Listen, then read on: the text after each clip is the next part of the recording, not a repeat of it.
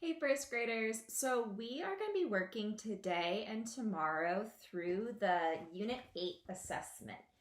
And I want you all to really do this on your own. If you have trouble with a problem, if you're not sure what to do, then go ahead and watch these YouTube videos and I go along with you and I'll help you solve the problem. But it's important that you try your best on your own so you know, do I really know this, or maybe do I need to go back and practice this problem again because I'm not so sure yet. So make sure you try it out. Today we are just going to do the first 3 pages of the assessment. So you'll do page 1, page 2, and then on page 3, don't do this part up here because you need something that we don't have that's in the classroom. Just do these 2, 8 and 9 below. So if you haven't done it yet, I want you to pause the video, go work on the first part of this assessment, and then when you press play, I'm going to go through it with you and we're going to work through those parts. When you go to take this assessment, make sure you have a pencil, but also make sure you have your math journal because the back cover has a hundreds chart and a number line, and that will be really helpful when you're solving the problems on here. So make sure you use that hundreds chart, especially when you're doing problems with 10 more and 10 less.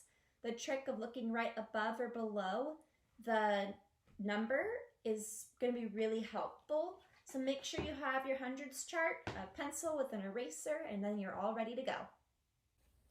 All right, so number 1 says, draw a shape that has 4 sides and that has 4 corners that all look the same. So there's 2 ways you could have drawn this. You could have drawn a square that has 4 sides and 4 corners that all look the same, or you could have made it look more like a rectangle. Either way is great. Make your shape blue with yellow spots.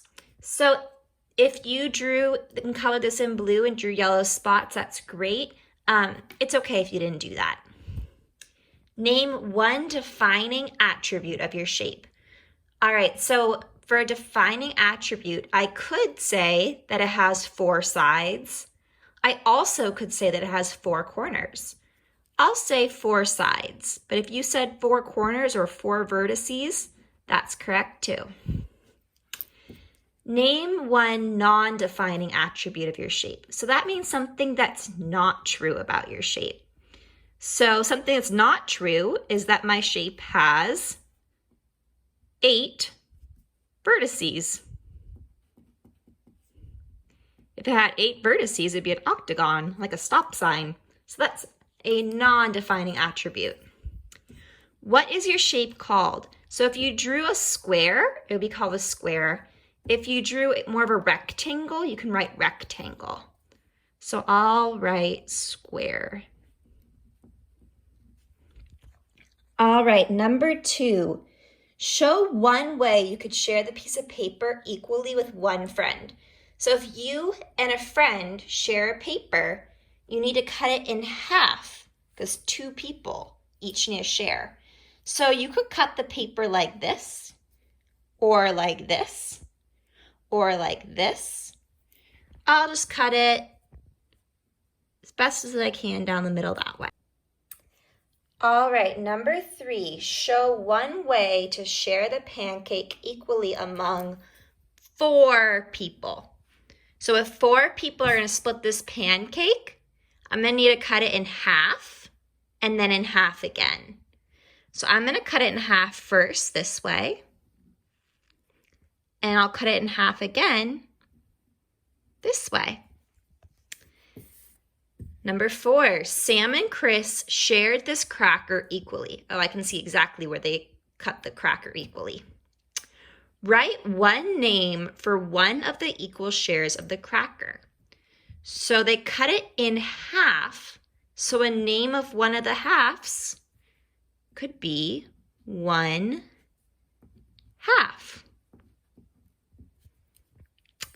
Mr. Lucas divided a dinner roll into 4 equal shares. Oh, that kind of looks like what we did up there. Circle the names for one of the equal parts. This one was tricky. There are 2 correct answers. Could I call one of these pieces a quarter? I could, because 4 quarters makes 1 whole. Could I call one of these pieces half? No. What about fourth? Yeah, because fourth and quarter both mean that piece right there. 1 out of 5 parts. Well, there are 1, 2, 3, 4 parts in that dinner roll, not 5 parts, so that one doesn't work either. All right, so like I said, we're going to skip 6 and 7 since we don't have pattern block templates at home. Number 8, Theo is playing I Spy. What shapes is he describing? The shape has stripes. Well, any shape could have stripes on it.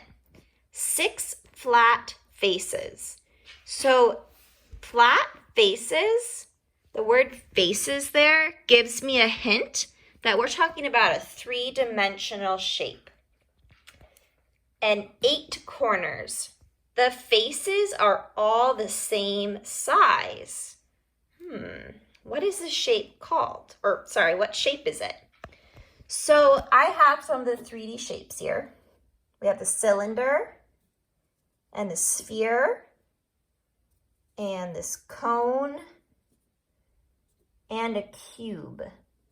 So let's take away some of the ones that don't have 6 flat faces. Well, this one has no flat faces. I'll take that away. This one has 1 flat face. Take that away. This one has 2 flat faces. Take that away.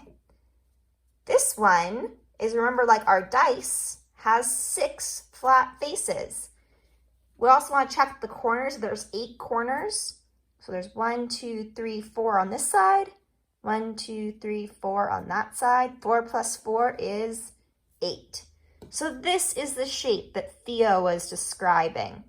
And what shape is it? The word there is cube.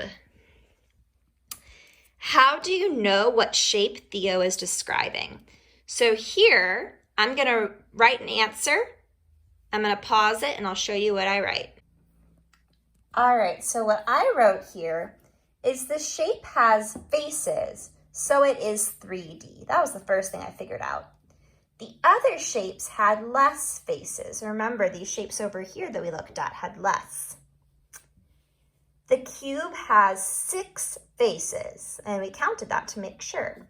So whatever you wrote there, as long as it explains how you found your answer, that is great.